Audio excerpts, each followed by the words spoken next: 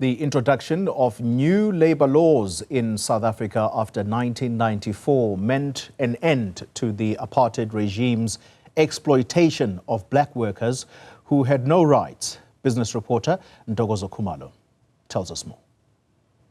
Trade unions became a powerful force in the anti-apartheid struggle in the 1980s.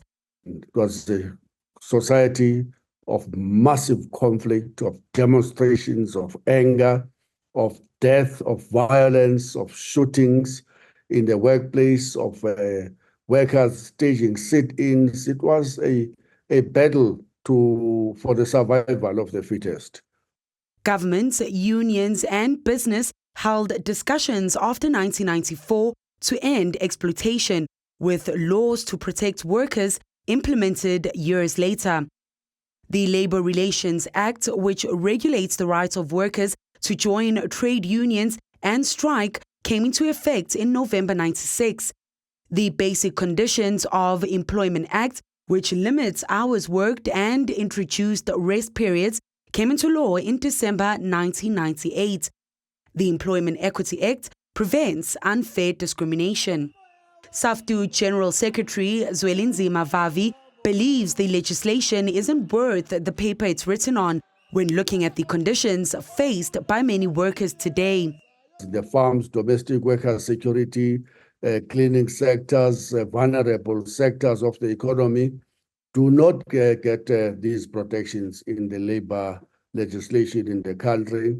A lot of people do get forced up to today to work under dangerous working conditions, even though there is an occupational health and safety that says you have a right to refuse to do dangerous work. A lot of women do not have access to maternity benefits and maternity leave, despite the Basic Conditions of Employment Act guarantee them a 4 months paid maternity leave. A lot of workers do not get overtime, and even for working during public holidays. So as we celebrate May Day, some workers are going to be made to work. COSATU's founding General Secretary, J. Naidu, says the country should have been further along. Last week, I saw the newspaper that 4,000 miners were being retrenched in one of the mining companies. Today, there's another 4,000 at stake. So when we talk about the beneficiaries of our mining resources, of our land, of our economy, I think the working class is still missing in action. The Federation of Unions of South Africa is lamenting the high levels of unemployment, particularly among young people.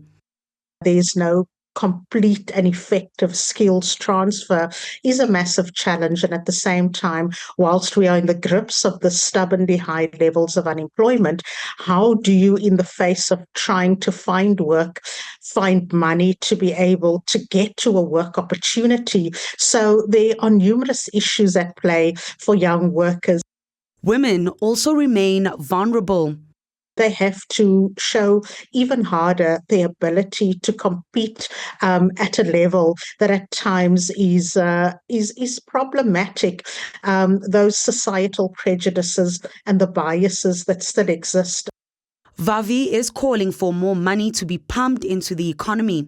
Unfortunately, as we speak, the private sector is on a longest investment strike in our country.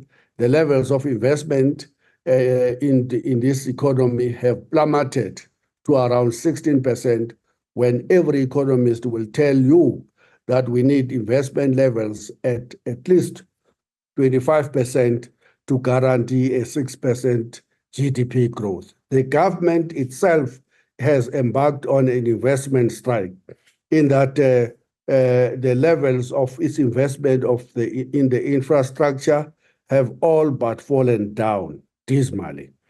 Naidu believes that education is key.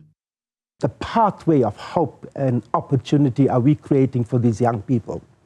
The first instance, our entire education system has collapsed. If 60% of young people coming out of 12 years of education have very few skills, no job and unlikely to have a job, then that's not a good story to tell. Ajam says the country has its work cut out for it. So to make sure that the systemic issues that hamstring our economy, such as corruption, such as maladministration, is a thing of the past, to make sure that the constructive investment should be in workers, should be in the young workers, and those that will be leaving behind a legacy to ensure that there can be productivity, that there can be sustainability, but more importantly, so that there can be prosperity.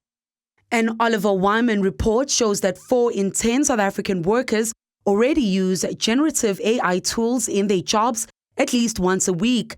2 in 10 use these tools daily. A media and technology practice partner at the firm says this trend will soon lead to legislation protecting workers.